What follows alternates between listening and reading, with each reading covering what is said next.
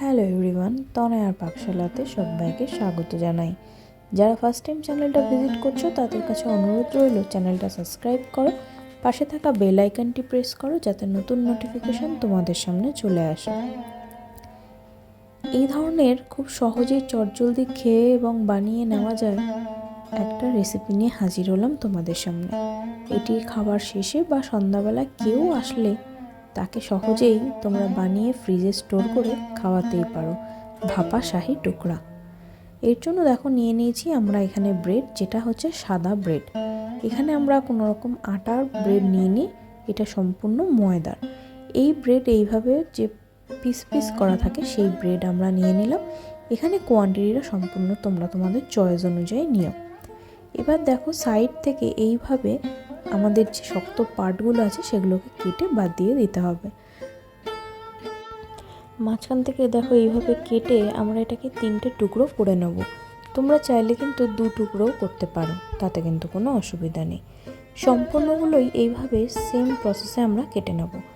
দেখো খুবই পাতলা পাতলা এবং এরকম ছোট ছোট টুকরো হয়েছে। আমরা এখানে একটা মাটির হাঁড়ি ইউজ করেছি।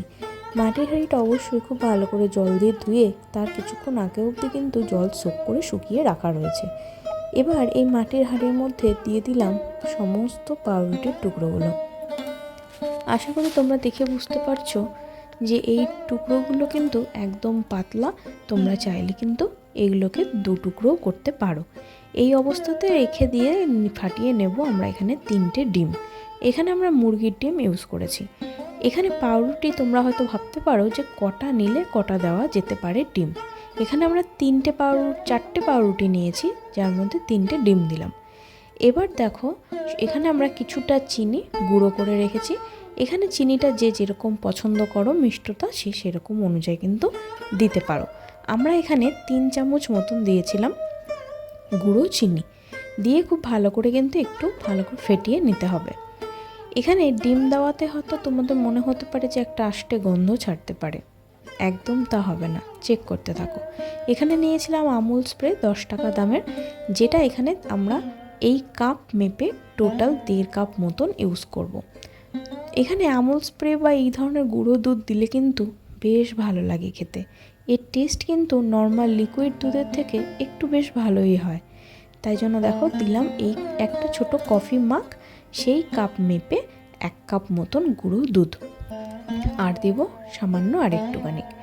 এবার এটাকে এই যে ব্যাটারটা আমরা রেখেছিলাম ডিমের, তার মধ্যে অল্প অল্প করে মেশাবো আর দিতে থাকবো। দেখো সম্পূর্ণ প্রসেসে কিন্তু এইভাবে আমরা পাউডার দুধটা দিয়ে দিলাম। এবার এর মধ্যে দিতে হবে কিছুটা লিকুইড দুধ। এখানে আমরা জলের ব্যবহার করব না। দুধটা আগে থেকেই জাল দিয়ে খুব ভালো করে ঠান্ডা করে রাখা রয়েছে। সেই দুধটাই এখানে পাউরুটির কোয়ান্টিটি অনুযায়ী তোমাদের কিন্তু একটু আন্দাজ করে নিতে হবে।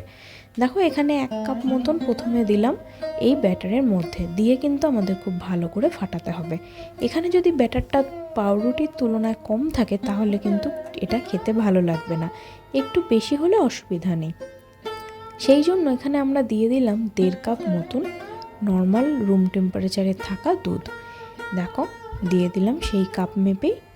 এটাকেও ওই ব্যাটারের মধ্যে কিন্তু আমরা ঢেলে নেব, দিয়ে কিন্তু আমাদের কেকের ব্যাটারের মতন খুব ভালো কিন্তু ফেটিয়ে নিতে হবে।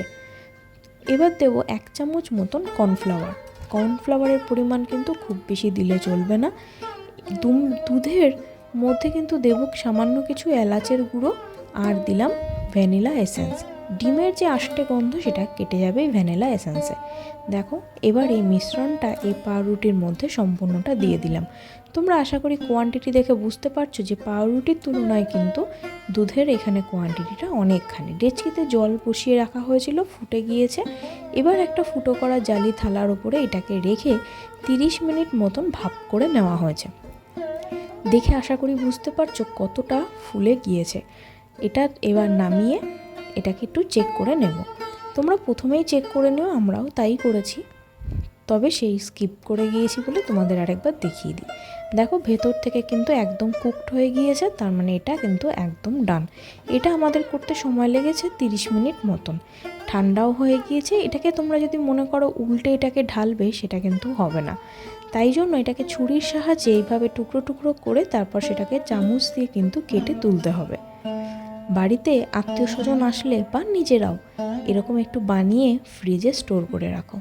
খাওয়ার পরে শেষ পাতে এরকম একটা পড়লে কেউ ধরতেই পারবে না এটা কি খাচ্ছে, যতক্ষণ না তুমি তাদের বলছো। ভালো লাগলো ভিডিওটা? ভালো লাগলে কিন্তু অবশ্যই সাবস্ক্রাইব করো। দেখো এইভাবে একটা ছোট্ট বাটির মধ্যে আমরা এটাকে সার্ভ করলাম। খেতে কিন্তু ভীষণ ভালো হয়েছিল। ডেজার্ট হিসাবে এই পদটা কিন্তু সত্যিই আনা যেতে পারে। চট করে বানিয়ে নাও আর কমেন্ট সেকশানে জানাও যে তোমাদের কেমন লাগলো এই ভিডিওটা, আর অবশ্যই খেতে কেমন হয়েছিল।